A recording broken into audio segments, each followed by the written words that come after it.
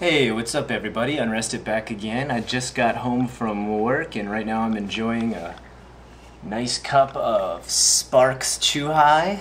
And this is 9%. It's the strongest Chuhai you can buy right now in Japan. If there's a stronger Chuhai, please enlighten me, as I would prefer to buy that.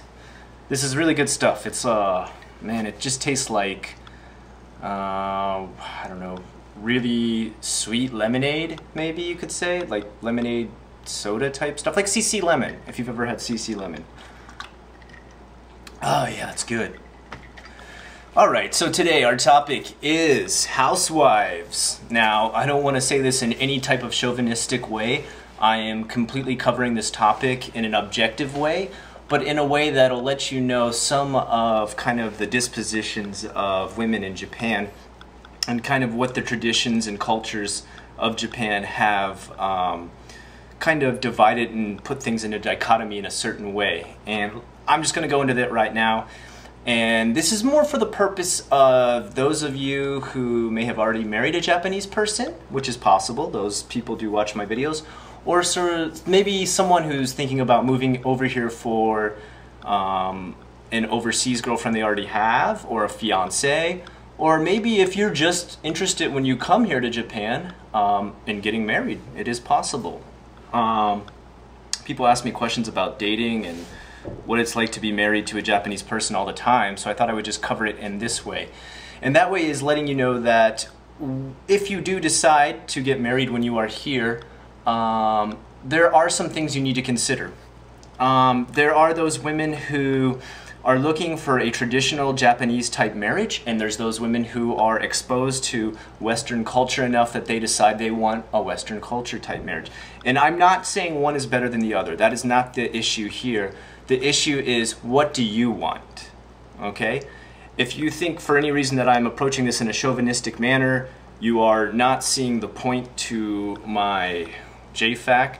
It is merely to show you the dichotomy of Western and Asian style marriages and how that can differ and how that can actually affect maybe the long-term relationship of a marriage. So first let me say that in Western culture, and this is a very generalized view, the man and the woman are equal in the marriage, and both are allowed to pursue their own career path, their own goals, their own dreams, while keeping a unison at the same time and completing their marriage together. Whereas in a lot of traditional, and I'm saying this is very traditional, old school Japanese style, which still does exist, a wife sometimes expects that when she gets married, she will be a housewife. She will take care of house chores and take care of the children. And this may be seen almost as like 1950s America with the housewife and everything, but that's still how a lot of culture works here. And like I said, this is not an opinionated view, it's an objective view. I'm just letting you know how it is. Some women here in Japan set up shop this way when it comes to a marriage. They get married, they quit whatever job that they're working, or if they finish school, they stop at that point and no longer continue with schooling. Usually they'll at least graduate, but then stop. They're not going to continue on to further or higher education. And they make their base at home. They are going to take care of cleaning, laundry, washing everything, and I mean, these women do a meticulous job. The houses sometimes are spectacularly clean. They also expect that they will take care of children. They will also take care of the husband as well when he comes home. But at the same time, the way things are working out is that husband's also expected to work quite a bit, 8 hours plus. Less than 8 hours a day would be considered a very weak job situation. The traditional Japanese male actually works on average of 12 hours a day. If you can imagine that, starting work at 8, ending at 8, sometimes later than that. Usually they don't leave until their boss has left, or their boss has given them permission to leave, or at least until they're not the first person leaving. Sometimes they even go later than that and have to go to enkai parties, which are parties connected to the business that they work for. It's kind of a drinking party, etc., etc. When they get home, they are taken care of, usually in the matter of that dinner is made for them. Everything from even making their bath sometimes. And again, this is just an objective view. This is the tradition that happens. It's not really seen as something that belittles the woman. It's more of a choice of the woman's life. The woman also controls the money. So you might think, oh, this seems like she's, you know, not superior in the marriage, that she's lower or below the husband, but she controls the money, okay? That housewife is controlling the money. She then gives her husband what's called a kozakai, which is the equivalent to an allowance. How much is he allowed to spend from his own paycheck? That's right, he is giving usually her the full paycheck, and he is allowed to spend that money however he sees fit. But once it's gone, it's gone. That's all he gets for a month. On average, that's anywhere from ichiman to sanman. That's about $100 to $300 a month. And that is usually just to buy lunch at work. If there's stuff outside of that that they want to do, they need to save up. Of course, things that are bought together, such as groceries and stuff for the house, are on the wife's purse, and she's managing the husband's money to do that. Now, this is where things get kind of, they can lead to arguments and battles. Gaijin and Western men who marry a Japanese woman need to make sure of what kind of arrangements they're going to have before they get married. Some women here want to marry a Western man, but want a Japanese-style marriage. And the opposite is true, too.